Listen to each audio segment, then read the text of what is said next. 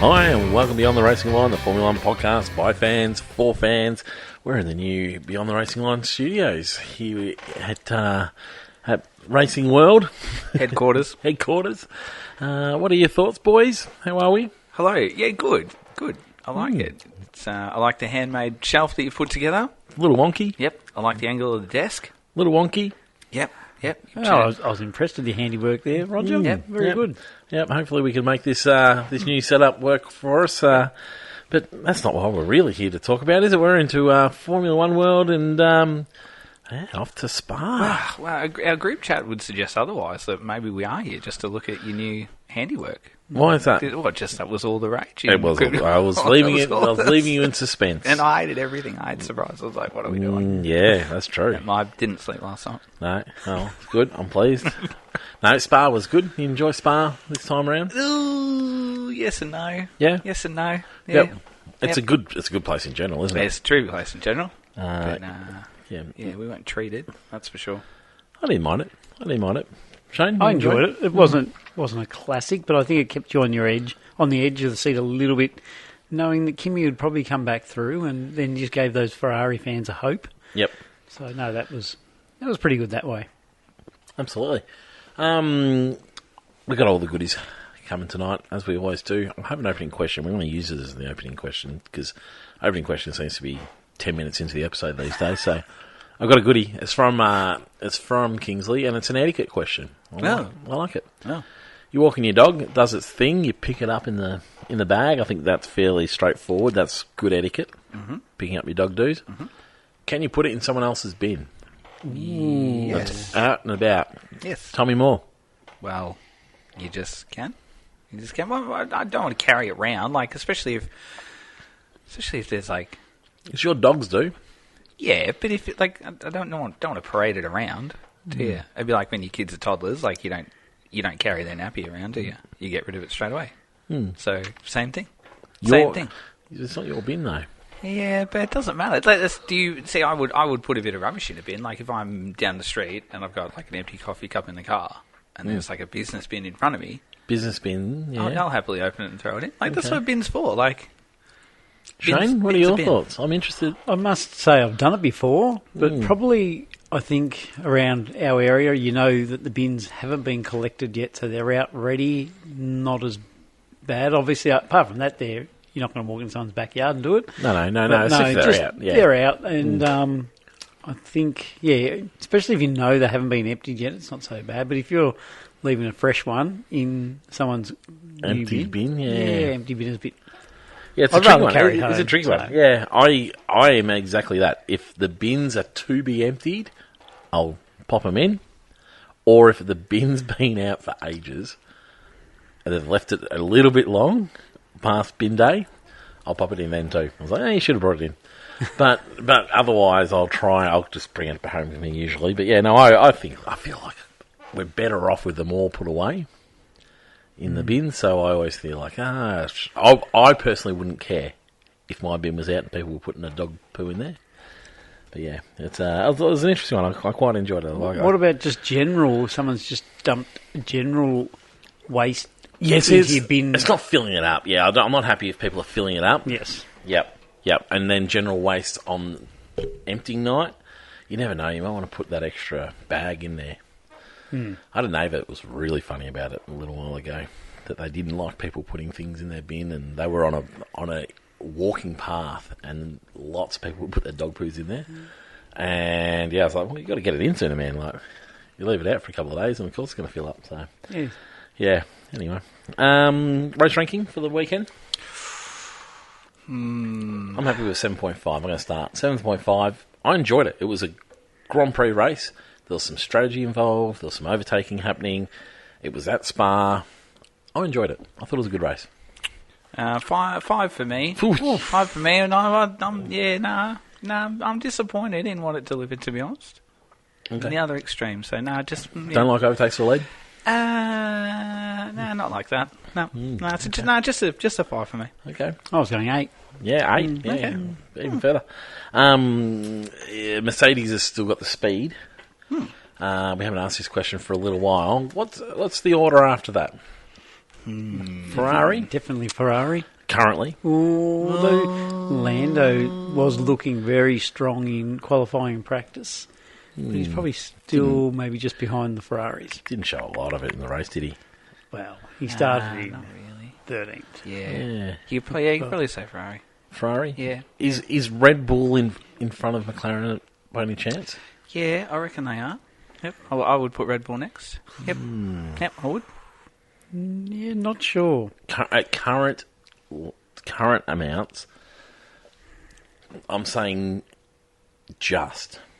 I feel like the Red Bull has hidden pace. Well, and they just had... yeah. Like, I think in general they are just in front, not by much. we've probably underestimated how many updates they've brought. Quite a few updates. Yeah. They've come a long way this season. Yeah. And I think there's a bit of hidden pace in there Yep. too, and if they get that, then they'll be even further ahead. But it's not by Yep. much. Just by For me, I think their nose is just in front. I think it's about to go back behind. But yeah, I think their noses are just in front for me. But it's a fascinating battle at the moment. McLaren doesn't seem to have nailed the last couple of tracks too well. I'm not sure that the last sort of 3 races of the season have been their best, but I feel like they've been working up to these upgrades that are coming before we go to Hungary. But yeah, I think they've sort of just dropped back, and Ferrari have been continually bringing their upgrades, and Red Bull have brought some nice upgrades that have worked quite well for them at the moment. So yeah, it is a fascinating battle, this one, for the tech that they can bring and the upgrades they can bring and the development they can bring. So yeah, it's plenty to come, which we'll talk about a little bit later on. Big update coming at Aston Martin. Huge. They've painted a go-kart green. They're looking good. Fernando tried to do burnouts to farewell it, and I don't even think it struggled to do a burnout. Straight. I used to own a Barina, and I reckon that would have done better burnouts than what the Aston was doing. It was You saw the green tractor. It was a fast slide at best. So the green tractor going around the track and people clapping and the memes going about that was the Aston Martin on their hot lap. Oh dear. It is very tough at the moment.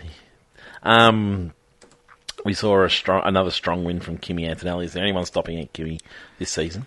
In a serious way, like we're seeing people take some wins off him. In a serious way. But at the moment, he seems to have all the answers.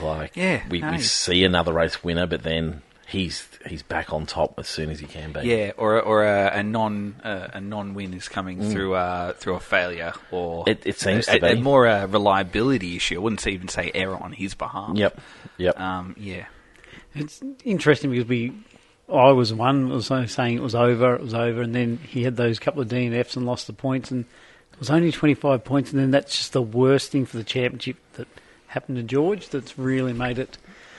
Extended it out again. Yep. So yeah, it's he is just continuing to surprise with his ability just to take the punches and go on and go on. Like last year, we saw Oscar in similar vein of form. I reckon by now we sort of saw Lando starting to show a few little signs of he's got the pace back, and Oscar doesn't have the serious pace again. I was wondering if that was going to be a similar case this year, but it seems that that he's been able to continue on with it very nicely. Any thoughts on qualifying that you wanted to bring up? I was enjoying a few beers during qualifying, and I must admit, didn't see a huge amount of it. I was watching. Yeah, it was very much. It was very much what the last sort of quarter of the race was.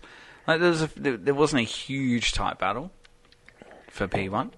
It wasn't far off. It wasn't far off. Considering it's a long track, you usually see bigger gaps. I was surprised that, looking back the next day, that we had Kimi, we had Lando, we had Max, all within 2/10. So that's pretty close for Spa. Yeah, we didn't really see the action. Am I wrong? Am I wrong there? You are wrong. Highlights, that what was I looking at? Nearly half a second between first and third. But yeah, 3/10 from third down. It was a little first bit closer. First to second was 3/10. I was going to practice 3. Third to Clicked ninth. the wrong one. Third to ninth was Yep. a little bit closer, but it was very much just a business as usual qualifying. Yep. So, as I said, similar to the last quarter of the race, really. Oh, no. Now I look at that. No, much bigger gaps.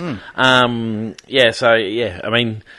it shows how on top of it is, and how George just I wonder whether we were seeing George starting to get back into the swing of things, but once again he's been put in the shade by Kimi. I think he's 8th at some point across practice sessions as well too. Well, Kimi was top 3. I don't think he exited the top 3 across practice session. Yep. But then George was 8th and 6th as best. Yep. He was just there and he wasn't making any impression. For Kimi to be so far out in front, and then for Max and Lando to be ahead of George, it's just not working for him at the moment. What about the talk of George and the engine and the software errors? And that got real legs prior to the weekend beginning, saying that there's an issue on the car. Even Toto backed that up and said, yes, we know that there is an issue on the car, but we've remedied it. But Dan, he also talked about the software coming down the straight on lap 1, that he had no battery again.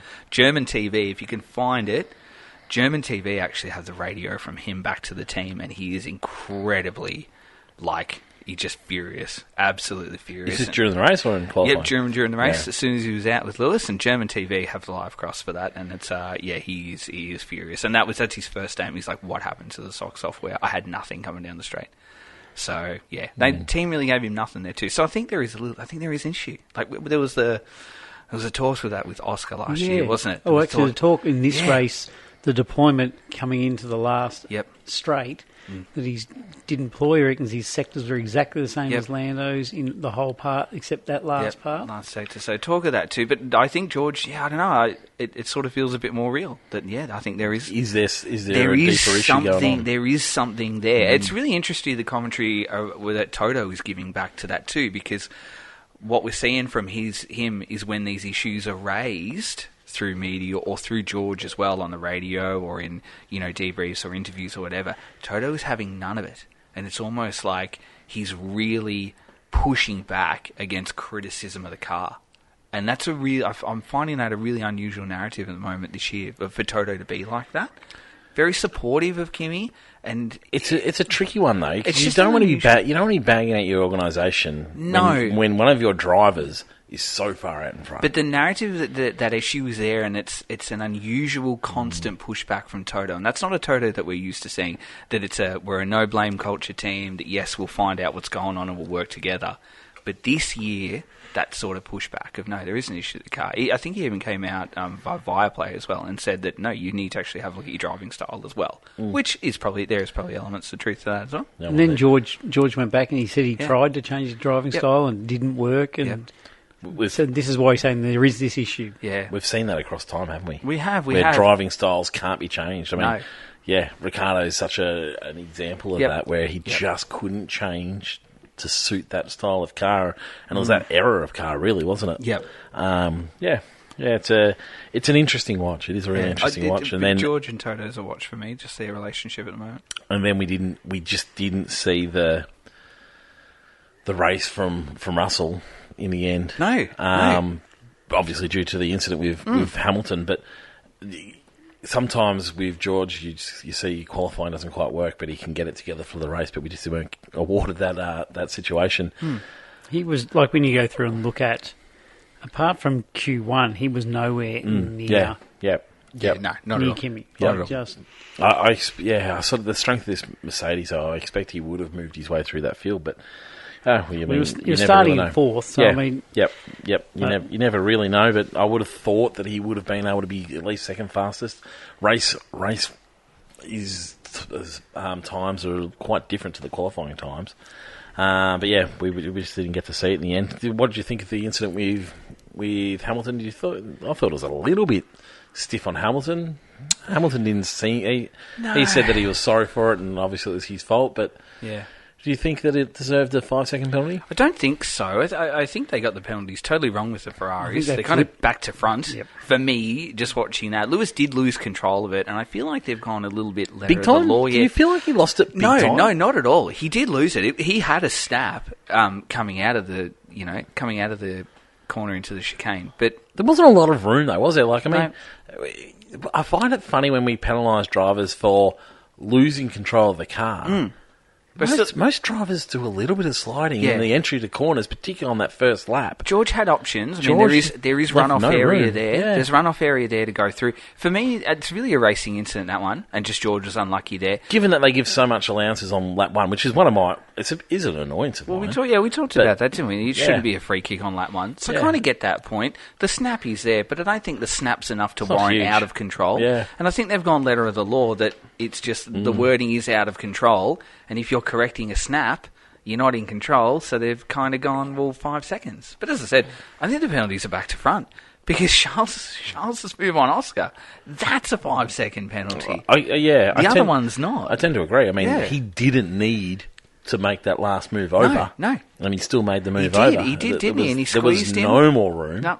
And it could have been an incredibly dangerous incident. And I know the collision was nothing more than bargeboard, but it's still a collision. Like, you can't have a scale of... It wasn't a controlled collision. I mean, if the tyres came together properly, all of a sudden they're both into the wall in a major And then way. We're probably looking at 10-place grid penalties for next round. And things like that, or worse. Potentially into drivers at that point in time. Yeah, so... I think you looked at Charles' reaction in the driver. Oh, in the cool-down room when he watched it. He saw it and went, got away with that. And he even pulled the hat down a little bit.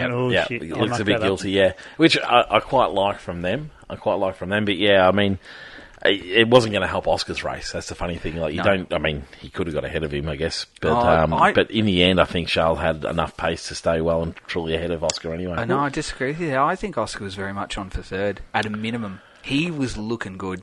Really good. And I think that loss of downforce mucked up his tyres, so then halfway through the stint... Yeah. No, sorry. Away. Yeah, I mean, like, the penalty doesn't help Oscar out for the rest of the race. Not at all. Yeah. Even other than to clear Leclerc out of the way. Yeah. But pace-wise, I reckon he was on for third as a worst result, because when he put the hards on, his pace was as good as the front runners with the bargeboard damage as well. So that kind of told me that... Tended to drop away a bit quicker, though. Did drop away, obviously with the lack of downforce there.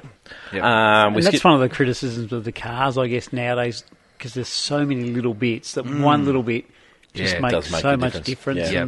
We hear Lewis talking about that all the time. I don't think Lewis has finished a race without a broken part in his car, No. Charles Leclerc, he came home in second place. We talked about him probably getting a little bit fortunate with the reading from the stewards on that one. But apart from that, it was a great race from Charles, wasn't it? It was good. We put it on him a couple of weeks ago, didn't we? He just needed to have some nice, uneventful, even though this one was eventful, rounds, and he's had a couple back-to-back, so almost a second win. He looked slow initially, and it looked like, obviously Lewis tried to put a move on him as well, and then once that happened, he was good. Interestingly, Kimi couldn't drive away from the field. No. I was expecting him just to disappear into the...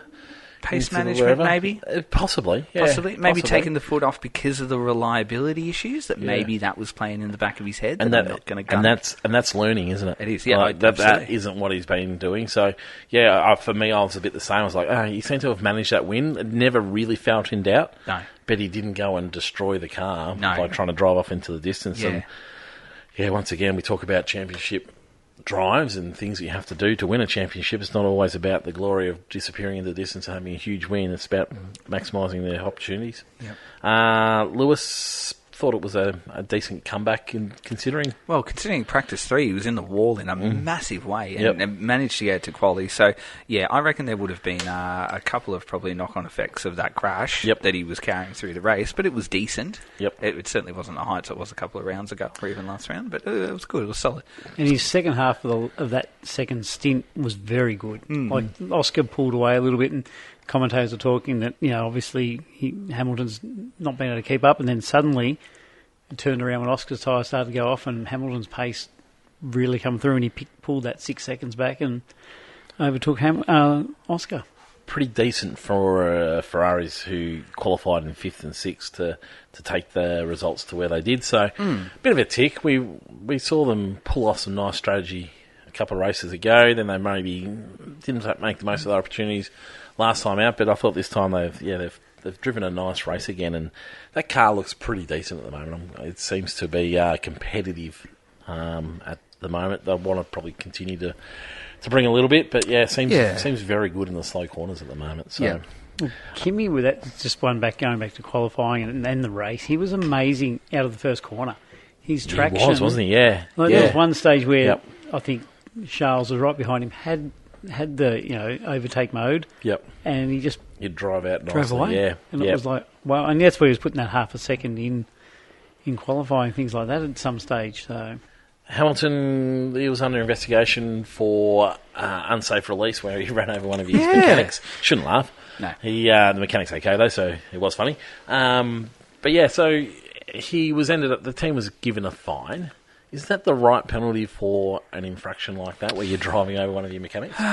It was a tricky one, that, because he reacted to the green light, so that's what he's programmed to do as well, and the mechanic was quite late in doing the wing adjustment, which is what he was reaching back in for to do. So you look at that and you can nearly say it was almost the mechanic's fault for not doing the wing adjustment first, but at the same token of that, little bit of confusion, because Lewis had the 5-second penalty, so that's sort of automatic in doing all your bits and pieces in a pit stop. They all had to wait, and maybe that threw the mechanic. So It's a bit more mechanic error for me. So I'm kind of all right with the fine. It's a team sport. We talk about this all the time. Yeah.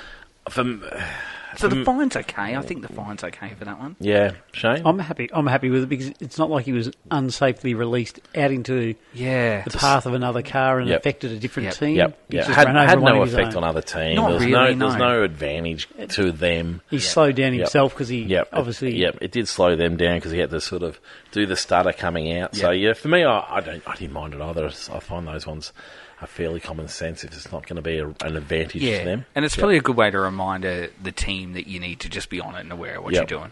I feel without the 5-second penalty, it's probably a pit stop as normal, and that front man is adjusting the wing in the way that he's accustomed to doing so. Talked about it at the top of the episode.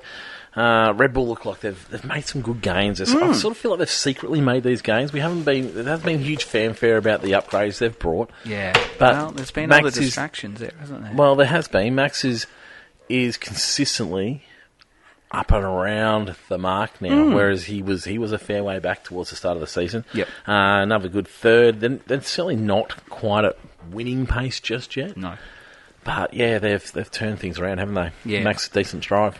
Terrific drive. I feel like their pace is where Hadjar is, so that's their raw pace. Well, you can't be faster than what your result is. But then you inject Max into the car, and he will extract a bit more out of it, or he'll manage the deployment better. As all the engineers say, you can't outdrive the car. The car's pace is what it is.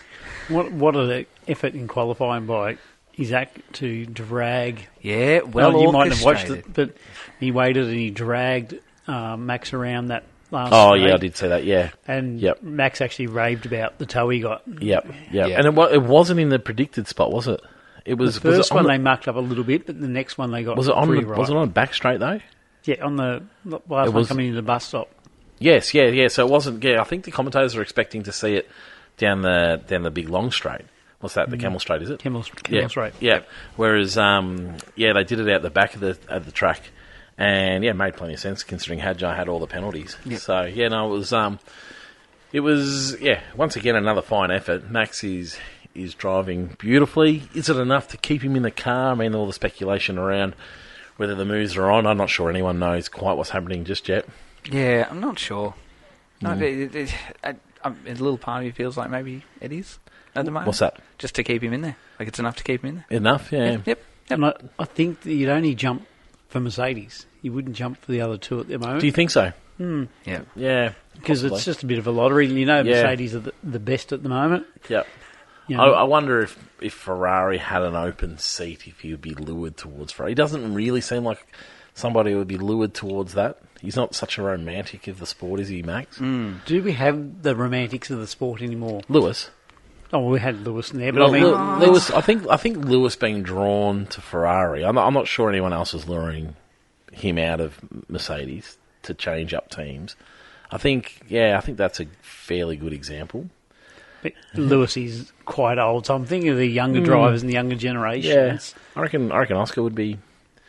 Maybe. Nah, maybe not. Not anymore. Because if you look at like things, I use Ollie Behrman's sort of show run that he did a couple of weeks ago at Silverstone, where he was driving Senna's car, but then he wasn't around when Senna was driving. I mean, you're only going to you don't know. If there is, it's a very different. You're only going to go Ferrari if you think they're going to be competitive. Yeah. That's the number one tick to make, and I feel like that is the case at the moment. Could I imagine Lando being drawn out? I mean, I think it's just too hard at the moment with his contract length. I could imagine Oscar ending up there at some point in time. But yeah, no, I'm with you. It's probably not quite the same as it used to be. Like as you it look used at to be. you look at your John Lacey. Everyone wanted to drive for Ferrari. Yeah, John Lacey point walked away from Williams and yeah, won one race. Yep. Yeah, so no, it's an interesting one. Hadjar, I mean, driving from the back of the field through to sixth position was a result that we just haven't seen from that second driver of Red Bull for such a long time. Yep. He's doing a few things that we haven't seen for such a long time. He's not quite beating Max in race day, but I tell you what, he's doing lots of other really great things at the moment, isn't he? Yeah, he is. Yep. He's has he made it as Red Bull driver? You couldn't say yes just yet, because we have seen like Perez's start of his career there was pretty good. We've seen some others start well and then not being able to keep it up, but I feel like this new generation of Red Bull is actually supportive of that second driver. Yeah, it is a little bit. Is it as supportive for that first driver? Maybe not. I don't know. Yeah, they're not the same about Newey and Horner, are they? They're not. They've got a different sort of persona, don't they? The one they have at the moment. Yep. So yeah, Horner was back in the paddock. Yes. Again, yeah. Again, was he? Who was he hanging out with? No, they didn't actually. Well, I didn't see that part, but they just showed him going in. It was there. There was reports of someone's got interest in Racing Bulls. As a possible buyer. Yeah. I think that's the only way they move forward. Oscar finished in 5th position. It was a pretty decent drive from Oscar, considering that he had the damage, I thought. His qualifying was poor. He was sort of nowhere in quali, was he? He was nowhere across all the practice. But then he was sessions. his race pace was quite good. So it was a little bit of Ferrari a couple of weeks ago, wasn't it? Quali was poor, race pace was good. Yep. And obviously different power unit, which in the end they kind of sort of broke even for me, even though Lando had the newer, fresher engine. But yeah, I think they broke even. How can you have a newer, fresher engine if it's new? Because it's fresh. It's newer and it's fresher. Then what else? Weren't they both brand new? No, they weren't. Lando's was brand new. So Oscar's been used already this season? Oscar's is like a week old. Around old, yeah. So he got it in Silverstone? Yep. You and sure? then Lando's was brand new, hence why Lando had the 10-place grid penalty. Lando had the penalty because he already lost an engine. Yes, that's what I'm saying. So he needed the 4th one, which is a brand new one. Oscar isn't on a penalty drop yet. Like, he's still on his 3rd engine. So he's on the fresher one that's been used, but he's not in penalty zone next. The next one will be a penalty for Oscar. I think he was on a new engine. It just wasn't one over the allocation. I think is what it was. Right. So I think Lando lost an engine throughout the season, which is why he had to grab another one before this one was available. Lando had higher engine damage in China when they DNS'd. I got a feeling they were both on a new, but yeah.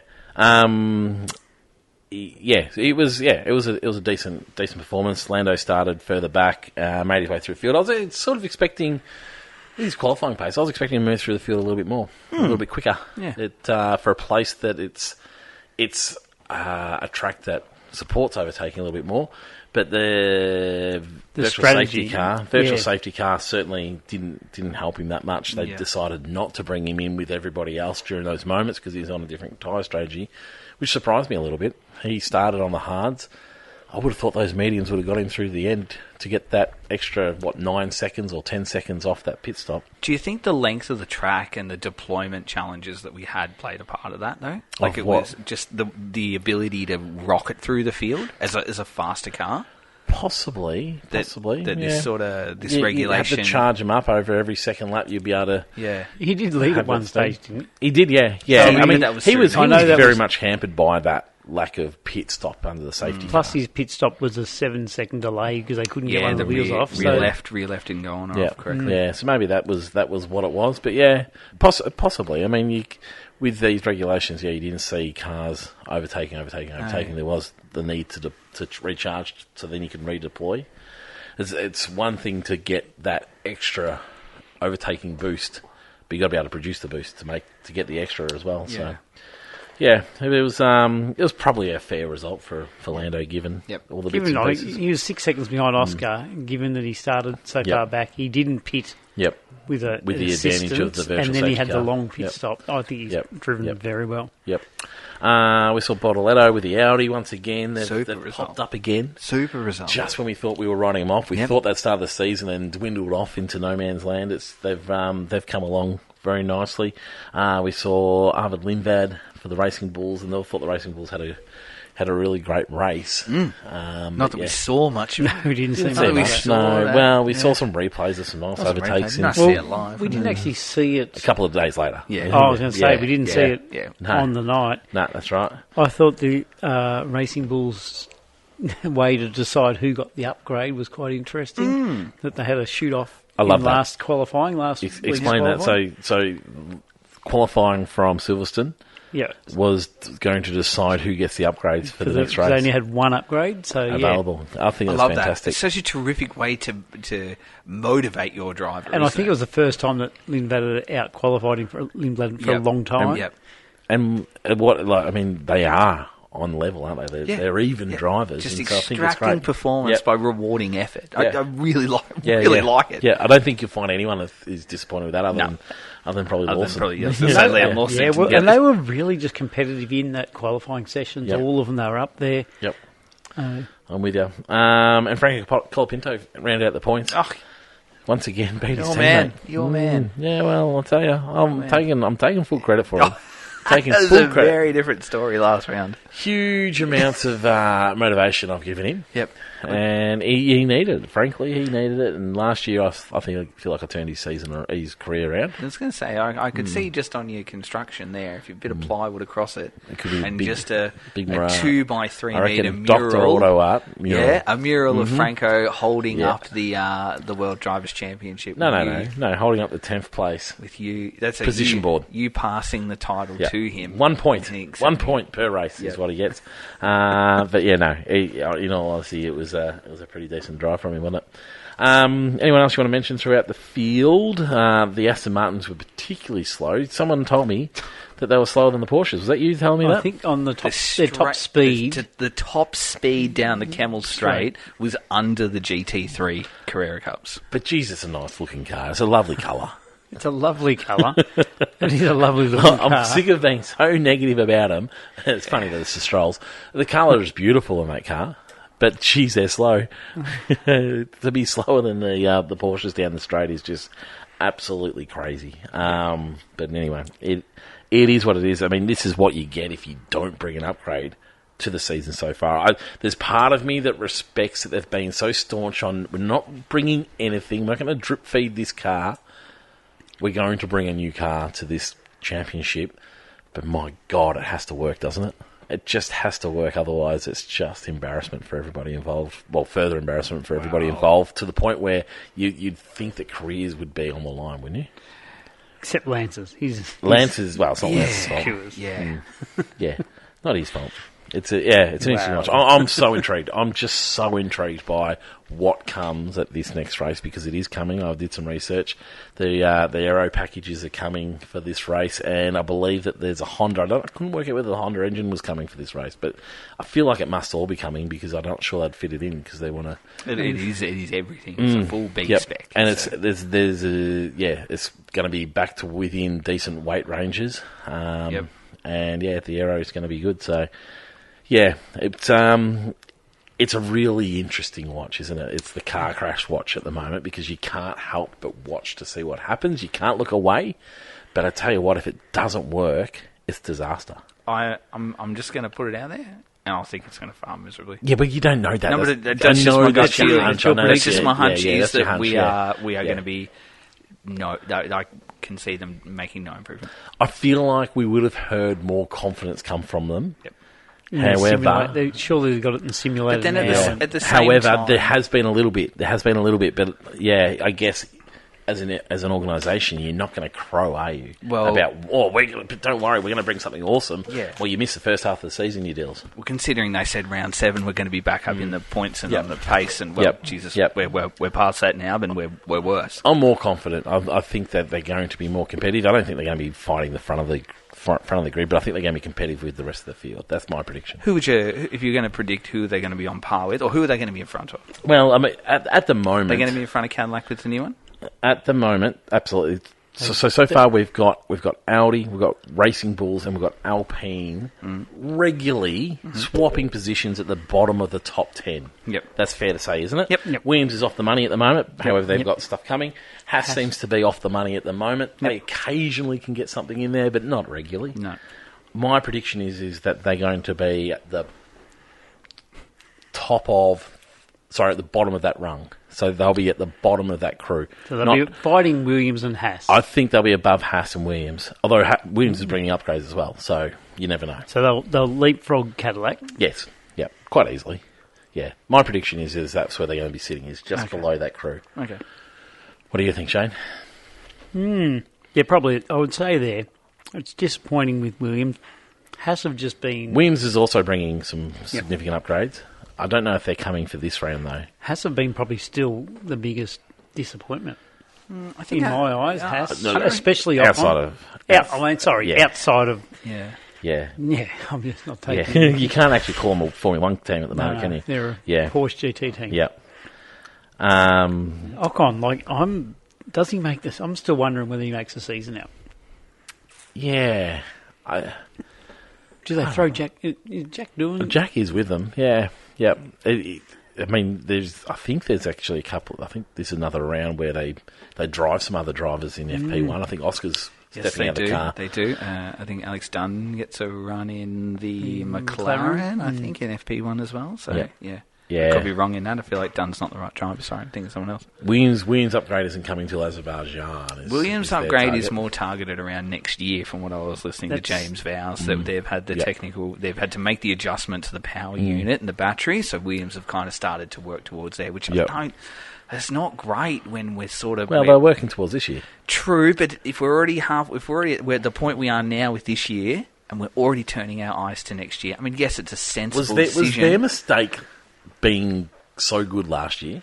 No. Their mistake was the promise of incredible growth that really, I think, was probably unrealistic. I feel like James Vows, and I completely understand where he's coming from. He was talked about the fact that there was so much wrong with that team when he came in. He could fix so many things really quickly. Yep. To get some great results out of that. Oh, sorry, not great. To get better results out of that car. Yep. And he picked all that fruit. He made it look fantastic. Got the low-hanging fruit. Yep. Yeah. He got all the easy things. He got all the easy things to do. Yep.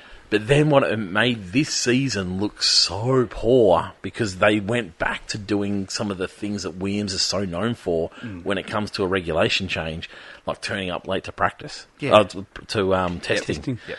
And so, they've gone back to doing that. And I can't help but wonder whether all these little changes that he made, he would have been almost better off not making all of them and using a few of those things for this season. Yeah. But because they've gone back to their old ways a little bit, haven't they? But is that also an example of a low-hanging fruit that he probably should have got as well? Like turning up on time?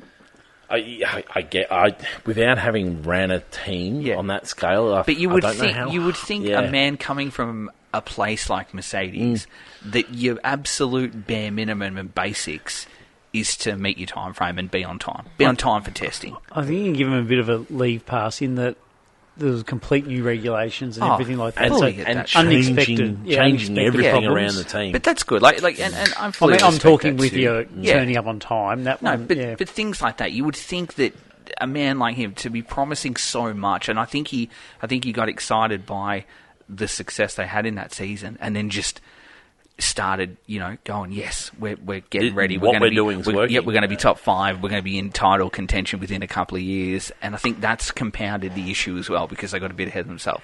Forgetting to do, as I said, the absolute basic, turning up on time at testing with a car that works. We'll see by... we might see by Azerbaijan. Never know. You never know. Like you say, there's murmurings out of the team that it's, we're working towards next year because... the things that we need to change. Williams fans would be frustrated because as a Williams fan, you don't want to be getting to a point in every season where you're constantly looking towards next year. It's not what you want as a fan. I love that as an Essendon supporter. That's all I do. They had a straight into trade week. Up the Bombers. I love the thought of next year. We can't connect with you there because it's not an experience we're used to. So you can't remember because your team is so old. 90s, you wouldn't know. Your team's so old. They're all in aged care. But as a Williams fan, like last year, gave so much hope. It did. Yes, new regs. We're going to get there. We're going to get there. Yep. Is there anything else you want to mention? You don't hear of Cadillac bringing any massive upgrades. That worries me a little bit. to a point. He's like, I'd like to see a bit more from Cadillac. We talked about it. They said they were going to come into the sport and not be this team. They've been this team very much. They're still ticking boxes for me. Yeah, I know. And you've got low expectations on them for some reason. Valtteri actually picked up his game in the last few races, better compared to Perez in qualifying and stuff. Yep. They're finishing races. It's tick, tick, tick. Thanks to all signs, 3, 2, and 1. Who gets your points from this round? Who gets points? Yeah. I'm going to give Gabi Bortoletto 3 points. Wow. Because he's a terrific drive from an Audi. I didn't realise he actually drove. He's a terrific drive from an Audi to be there. And Are you sure? Yep, absolutely. Are you sure it was good? Yeah, it was terrific. It was really good. And it was a bit of back-to-back. He had a good round last round as well. So, 3, I think that's awesome. It's awesome for what he's doing and where they are. Beneficiary of the first virtual safety car? I think that midfield group, I think, because there's a first virtual safety car, I reckon some of them tried to get in and some of them didn't. And without being able to follow them, yeah. I wonder whether he was one of the beneficiaries of that first virtual safety car. No, he didn't pit. He didn't pit. No, on lap 1, you had Behrman, Hadjar, Perez, Bottas, Ocon, and all pitted on lap 1, and Hadjar pitted again on lap 2. Yep. Yeah, to get rid of the softs. Yep. So they went for the pit.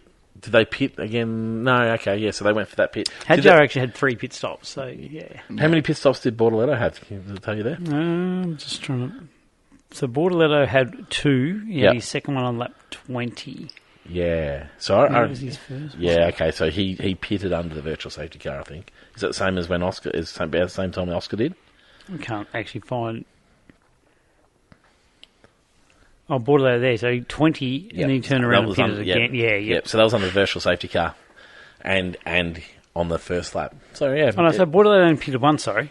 Right.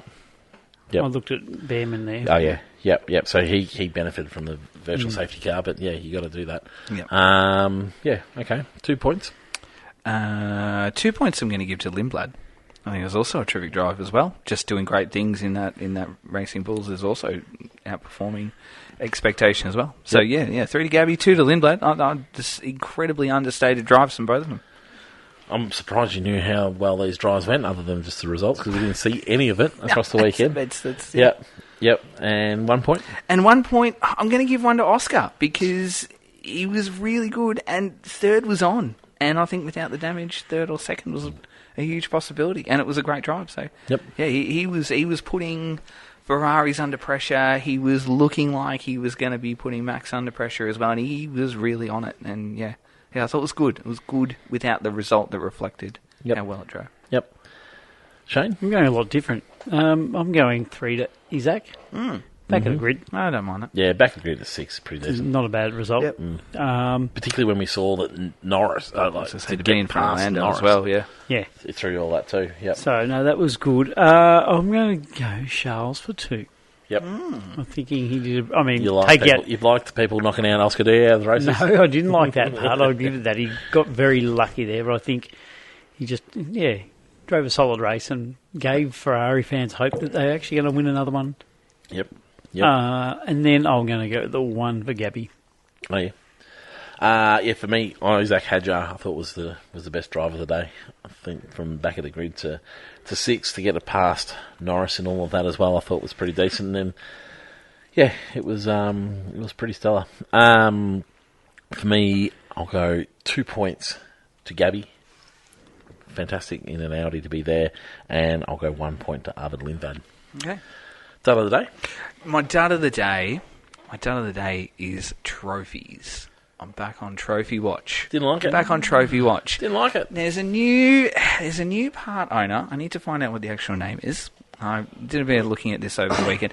There's a new part owner in Formula 1 in terms of the advertising space. So if you missed it, Moe and Shandon sponsored this round. You couldn't have missed it because it's the only sponsor that you saw. Literally, I'm surprised the cars weren't painted red with Moe and Shandon on it up and down the field.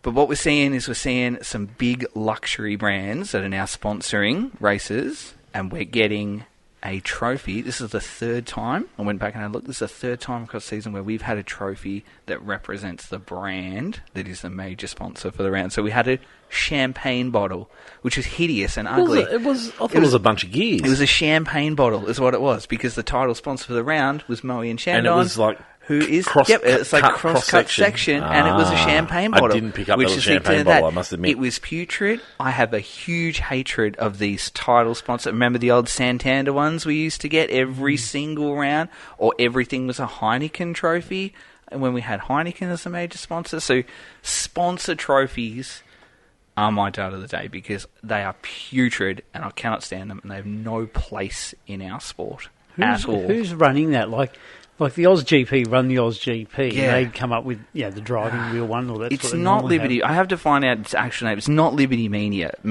but it's like a so the running of the conglomerate Belgium that goes with that owns like an umbrella for things like Louis Vuitton and Moe and Chandon and Rolex and things like that. So what you'll see is these huge title sponsors and activation stations that come under this umbrella, and so they're getting the ability to get their product and their sponsorship on the trophies, which I'm not a fan of. Doesn't have a place in our sport. Things like the Australian trophy, tick.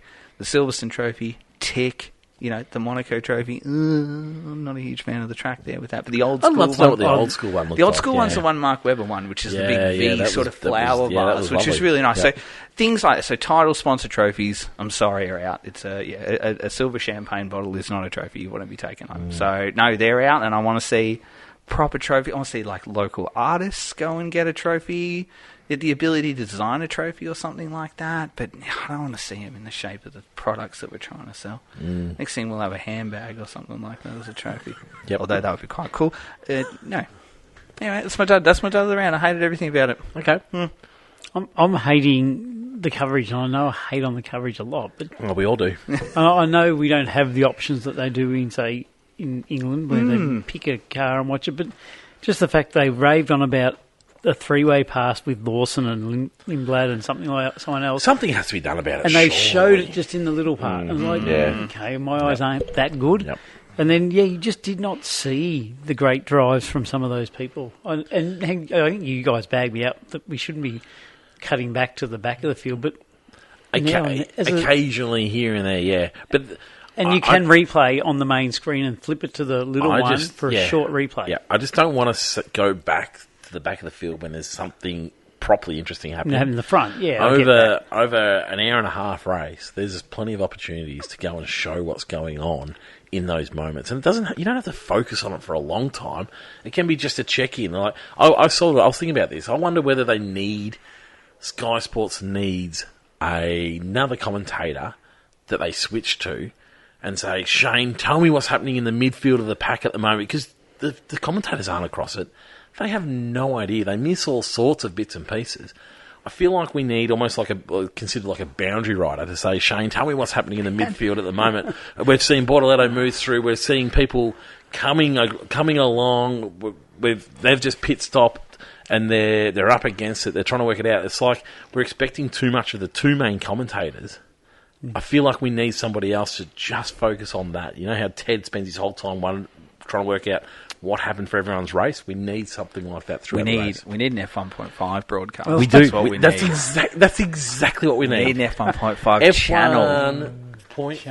Channel. This could be an opening where you can watch the race, and what you don't see is everyone at the front. You don't get to see. We're going to have to do this, aren't we? And we're going to have to pay for a subscription where we can follow along in the cars. Yep. But we're not going to give you any information about what Kimmy's doing while he's winning. We're not going to tell you. You can watch the F1 feed if you want to know that. You're not going to hear about Isaac Hadjar because he's been promoted out of F1. Well, you might hear him one week, and the next week he'll turn up, and you'll need a whole other channel to watch him as well. So F1.5, F1.5 cars. When you said boundary rider, I just had a flashback to Robert Di Medico. The big dipper. Big coat. Where would you park your boundary rider at Spa? Yeah, you've got to be a good sport, wouldn't you? It would be fun, wouldn't it? You'd have to be outside those garages, wouldn't you? Or you'd have to second pit lane reporter, but they're focusing on those teams. Yeah, you're finding out all the information in there, and it's just a quick cross. It's not quick. It's not a long thing. Like that's what they do in the footy. They go a quick cross and tell us what's happening on. Hey, what's going on at Aston? Nothing. Great. Back to the broadcast. Nah, you wouldn't do that. Just finished lap one. They've retired. Back to the broadcast. Only for the important things. What's Lance doing? He's in the wall. For me, AI. AI is my dud of the day. Oh, good. AI is wrecking the sport even further, isn't it? We're hearing about AI being issues with the engines. They're causing issues with the engines. They're overriding bits and pieces. This sport's gone so far away from being interesting because of where they've gone with the other bits and pieces. If there's one thing that is going to disengage an audience quicker, it's talking about AI and how AI has had an impact on it. It's interesting because you always wonder, what can I get out of this? But in terms of a race or a sport, AI is so uninteresting. There needs to be regulations brought in quick, smart about how it can be regulated so that it's not interrupting with a sport like this. Because Formula 1 is full of computers and data. If they let AI take over, there is not going to be engineers involved for very long, and it's just going to be whipped away from the crowd and whipped away from interest real quick. AI has to be stamped out real quick. Or controlled. I guess stamping out's hard, but it has to be controlled. It's something that's just crept into the news feed that I've started to notice, and it's not what we need in this sport, absolutely. F1.5. F1.5, speaking of... I'm looking forward to hearing about Isaac Hadjar being promoted. I promise you, just hold your breath, because it might not happen this week.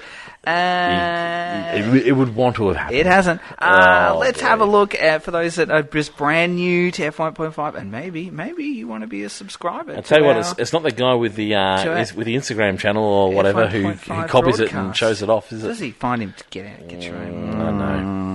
I'm okay with him showing it. Just maybe credit. Maybe we just need to get your Instagram going. Just more. credit, and then ensure that there's a couple of zeros on the end of my bank deposit as well. I'll put plenty of zeros in your bank check. When we organise F1.5 channel, that'll be the kicker. That'll be the kicker when we're travelling the world. Yep. Commentating. I tell you what, you want new windows, you can have as many new windows as you like when our channel's up and running. Excellent. And we're broadcasters. Outstanding. You'd be paying, you'd have 5 builders per window. The new headquarters are going to need like a wall of screens. It is, and you're going to be following all the F1.5. I tell you what, don't worry about new windows, get data screens. Mm-hmm. That's how much money we'll be making. That's what we're going to need. And you'll be able to sit at your kitchen table and watch your microsectors. That's what we're going to need. I know you like those things. Anyway, no, for those who've been following on, Hadjar's not been promoted yet. He is our round winner at Spa. The podium for How many Spa, times is that in a row? That is 1. I think he's won 6 out of the last 7. 3, 4, 5. That's 5 on the bounce. How many rounds we had? 7. I reckon if you go back to one of your podcasts, you said if you won like 5 in a row. Did, but then I changed my mind. Because you didn't have time to readjust. I'm allowed to do it. I can do whatever I like. So is he your love child? And you want him to win? I did. 1.5? I did say last year, didn't I? I hitched myself to. I'll tell you what's happened here. To him last year. What's happened here is because he's stuck with him for so long. The recalculation of F1.5 that's easy to do. Takes so much work. It doesn't. It's easy to do. He hasn't got around to promoting him. It's easy to do. We're not ready for promotion yet because anything can happen. Anything can happen in F1.5. Just take his points out and not worry about readjusting. Anyway. No. He's the round winner. That's what he should do. Hadjar is our round winner for Spa. Second place is Gabi Bortoletto, hence why I gave him 3 points this round. Almost a lap behind. Correct. And Arvid Lindblad is third place. Your man, Colapinto, unfortunately missed the podium in Spa. He's in 4th. So I had to go in with 12 points. All right. If you're just tuning in, you missed out last round. Bottas and Stroll have been relegated. It's a little bit of rain. Is the rain coming down? Rain in the studio. Rain in the studios. On top of the studio. So Bottas has been relegated with only 3 points. That is it. No more points are coming his way. Stroll has also been relegated. So sorry to the 2 Stroll fans out in the world. Your man has been relegated. He's on. Was it done already? It's done. They're out. Yeah. They're not coming back in. All right. So let's have a look at just where we are. The top 4 in the overall standings looks like this. So Lindblad, 4th position, 117 points.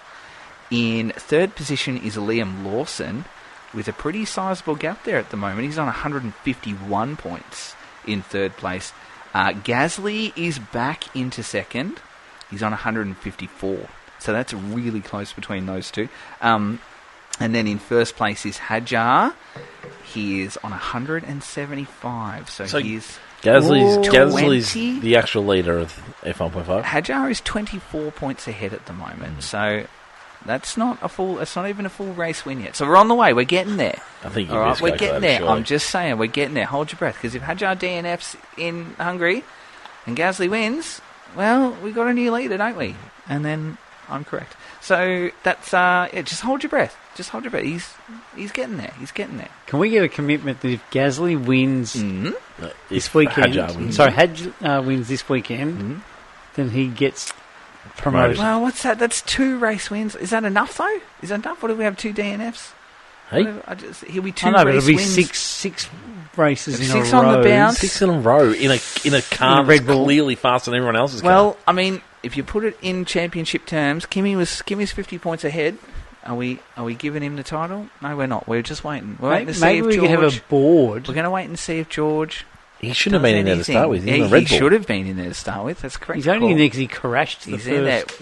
Anyway, so that's where I. So just Hadjar fans, hold fire. He's on the way, but he's not a full race win ahead yet, and that's not enough. We could get a board that's got the promoted. The promoted. We could have a promoted and whiteboard. He could then still get some glory for you. It could be a category on the whiteboard. Promoted. Anyway, other performers in F1.5.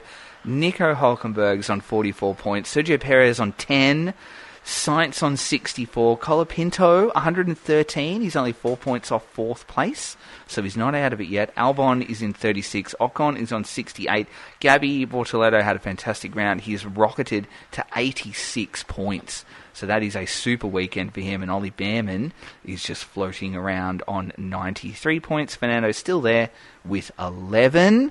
But a bit of a watch now on Fernando and Perez maybe for relegation, just before we get to the Hadjar promotion. Anyway, that's F1.5. Outstanding. For this round. So Fantasy for this week. Thanks to Chris at Dr. Auto Art. Get around his Instagram, Facebook, Redbubble. Subscribe to his newsletter.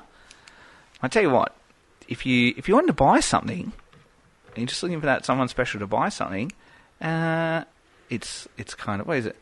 It's birthday week. It's birthday fortnight for us. So if you wanted to buy us... Oh, yeah. Happy birthday for the other day, actually. Happy birthday for the other day as well. So it's, it's birthday fortnight for us. Week. Yeah. Fortnight. I say fortnight. I can't remember. Tell me what you do for your birthday. I'm interested. What did I do?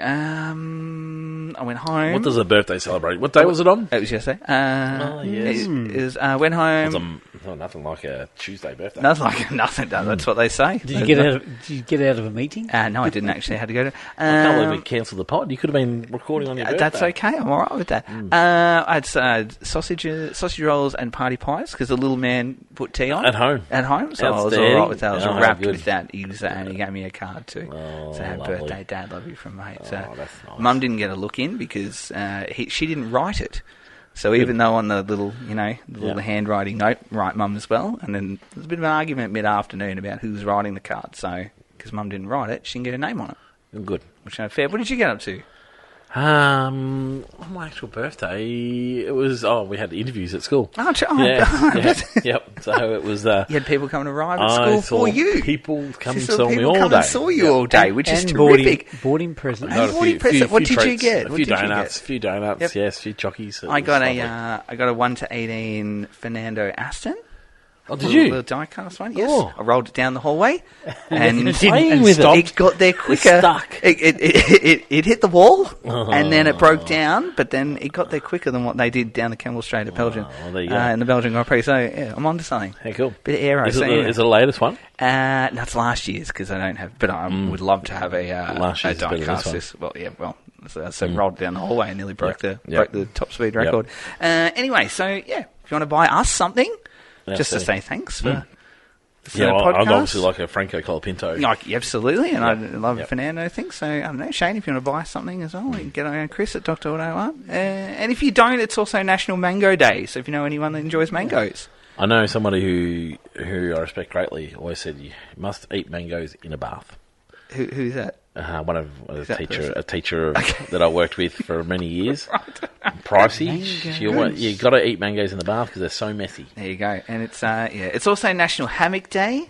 It's World Brain Day. I love a hammock. Yeah, it's World Brain Day. Do you like a hammock, Shane? I had a hammock that I used to love when we went camping, put between the trees, and then it got put up in my shed, and it was great. Oh, good. Yep. It's National Rat Catchers Day, which is a bit up your alley because you had one. I do love catching rat, and it's National Be a Good Teammate Day. So, maybe that's why we're getting along so well this week. Oh, I feel like we are actually. Yeah, I know. We're just channeling our National Be a Good Teammate-ness, which hopefully it doesn't last very long because it makes me feel awkward. Anyway, let's have a look at Spa for the round.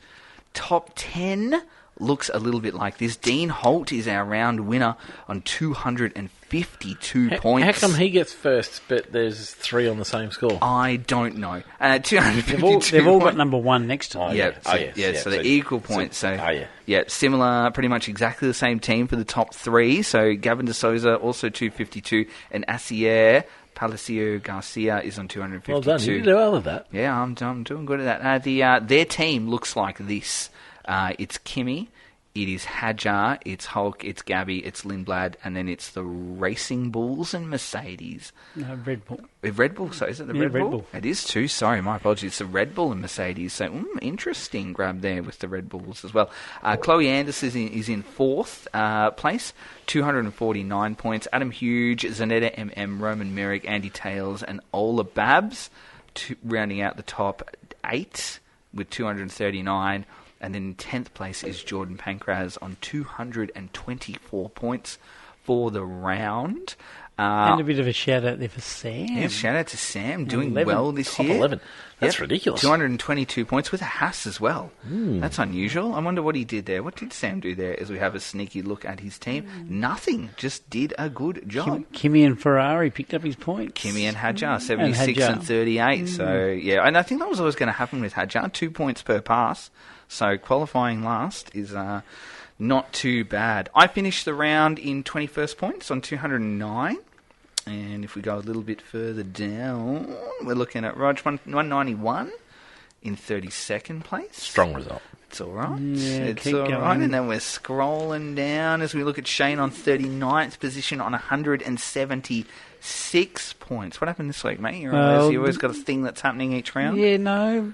Just that Lewis didn't do it that well and then lost one of the Mercs. So. Yeah, that's fair. Yeah, we all lost a Merc, didn't we? So, yeah, that's how it looks.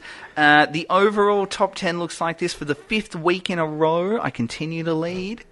2,581 points. Bronwyn Collier not doing much.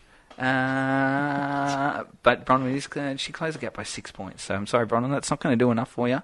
You're going to need to be working harder than that. Bronwyn's in 2nd on 2,537. Asier Garcia, 2,520 in 3rd. Gavin de Souza, Spartishi Dash, Dean Holt, Tommy Wilson. Roman Merrick is in 8th, 2,385. Ola Babs and James Doran round out the top 10, 2,351. And as we look for everyone else in the overall standings... A long way down. 43rd. 43rd, yeah, 1,838 points, and then we just need to make sure we don't leave everyone out, and we'll just have a look. Roger's closed the gap. Yeah, I know. You can see what's beside my name? An arrow. And it's going up. Well, it is going up. Stocks are rising. You are the Williams. Are you the Williams? I might be Aston Martin. Are you picking low fruit? Is that what you're doing? Buy in the stocks because that is going up. It's going up. The arrow says 1,000. Your arrow does not. You got no arrow. No, because I'm at the absolute pinnacle of the mountain. You know what that means? There's no further to go. And just looking at the results, and someone we know reasonably well, Nigel Preston down there in 58th. Oh, is he? Yeah, that's ordinary. Oh, it's on then. It is on. Well, he selected Williams. I feel that's I'm thinking he hasn't touched it since the start of the year. Yeah, it's still a conscious decision to put that team in there. I like his steadfast attitude to Williams. It's not great, yeah. How was he? I've changed it a couple of times. How's he got Williams and is only 3 places below me? That does not speak well for my team. No, that's alarming. My stocks are rising. Don't worry about it. Anyway, that's how we're looking for fantasy for round. What are we? Round 9? Round 9? Round 10? Round 10. I don't know. Lots of rounds. So anyway, that's where we are. Are we going to make any changes for next round for Hungary? No, I don't think so. No. I actually, because that count. I've got too many changes as it is. Starting to run down. What? Yeah, hang on. Don't you get just the amount of changes? I thought that, but no, there's still also a total amount. Yes. Oh, I've got plenty. Do you want to borrow some of mine? You can't do that. I think that's not how it works. There you go. Anyway, there you go. A lot of people don't have Ferrari, and that surprises me. They're still such good value there. Any news you want to talk about? Any news? No, a little bit of chat around Jack Doohan possibly entertaining a Haas drive next year. A little bit of talk around that, which popped its head up. Are we going to see him in FP1? Or is that not considered a rookie drive? So I don't know. We'll find out. I haven't seen the actual... I'll have a look at what the actual weekend running schedule is, because we do have a couple that are running in Practice 1. I don't know if they're going to actually publish that list this early on. But, no, I don't know. I don't know if we are. Let me have a look here. Let me have a look while we're going through news. Yeah, it's not a huge amount of news. We're obviously going into a long break coming up, and so sort of teams are starting to wind down just a little bit. Yeah, Leo Fornaroli will drive the McLaren. Yep, so he'll take Lando's car. Oscars? No, Oscar will be in Oscars, and Fornaroli... I reckon wow. Unless it's a What's that on? different round. The Formula One website. Oh, there you go. They were talking about changing over Oscar. So it'll be Fornaroli will take over Lando's. Sorry, my apologies. Yes, you are right. It is Oscar. Fornaroli will this time replace Oscar for the opening 60 minutes. Sorry, you were right. Last time took over Lando. Say it one more time. No, that's all. He doesn't hear that often. You can listen back to the episode in your car. That'd be wonderful. Yeah. So yes, no others. No others have been announced. For me, you know what I reckon they should do? I reckon there should be 4 rounds. FP1 should be all rookies. Everyone's out, and there's only rookies getting in cars for that session. I'd love to see that. I reckon it'd be hard to manage, I'm sure, but I reckon it would be a bit of a spectacle. They want to bring some interest into these sessions. I think that would be an interesting. You'd have a whole lot of rookies running around with Kimi Antonelli's car. Mm-hmm. Yep. Well, I mean, Kimi has to give his car up at some point. Yeah, so everyone has to do it at some point. I just feel like I don't know. I feel like there's a real disadvantage to the driver that doesn't get that session in. Less so at some tracks, but I feel like it would just be an interesting little interesting watch to see if we only had rookies coming in and getting those drives, even if it was for 2 rounds a year in that FP1. Only rookies in. I would think it'd be fun to watch. Yep. Yeah. Actually, one thing I saw on socials was the Racing Bulls getting the EasyJet plane out of Belgium. I saw that. That was quite funny. I thought that was quite funny. They're in the EasyJet just next to some random person who probably had no idea who they were, and they were dressed in casual clothes. So it has to be a sponsorship, sure. It's a good way to get your cost cap down, isn't it? Isn't it? Absolutely. It certainly is. I think that's about everything, isn't it? Hungary this week. The real community feel, isn't it? At Hungary, just up on the grass in the grandstands. It's a cool track. I love it. It's fabulous. It is a cool track. Doesn't offer too much for overtaking, but still. Yep. If you're going to make an overtake, it's going to be a good one. Yep, absolutely. Yep. Around that corner 1, 2. Mm-hmm. Yep. Predictions? Lewis. I'm going for a Ferrari. Lewis, it should replicate Monaco. Which is just ridiculous because Kimi's clearly stepped up to every challenge. But I'm with you. I'm on a Ferrari as well. Yeah, back in Lewis. Charles. You're going Charles? Interesting. There you go. Yeah, no, it should. Stuff is I'm going Kimi. But no, I'm with you. I think Ferraris are looking really good. Yep. However, like I say, I think Kimi stepped up to every challenge, hasn't he? Yep. We haven't seen him weak anywhere yet. No, I think we've seen the other teams and the other drivers all have their peaks and troughs. Yeah. I'm not sure, other than a DNF, I'm not sure we're seeing Kimi out of form yet. I can definitely see Kimi on pole, but obviously it's such a replica of Monaco, because you can overtake down that straight, whereas Monaco helps the pole sitter there. So that's why I really feel that that Lewis will come through and get it done. The strategy quite often plays a big part of this one. The overcut really, really powerful. Yep. So we'll be into it. It'll be good. You were looking forward to this racing weekend, Tristan? Yeah, I am actually. I feel like The troops are ready to go. Yeah. I feel like I need it. Yeah, like, it's a good time to race. It's just been such a long time. Yep. Like I've been really and like flat. You may have to. What's that? You need to clue people in what racing we're talking about. Yeah, HPVs. We mention every now and then our schools racing against each other, so we're off to Sandown Raceway, which will be fun. So very good. We'll report back on that when we're back next week after Hungary. But until then, that's us done. Goodbye now.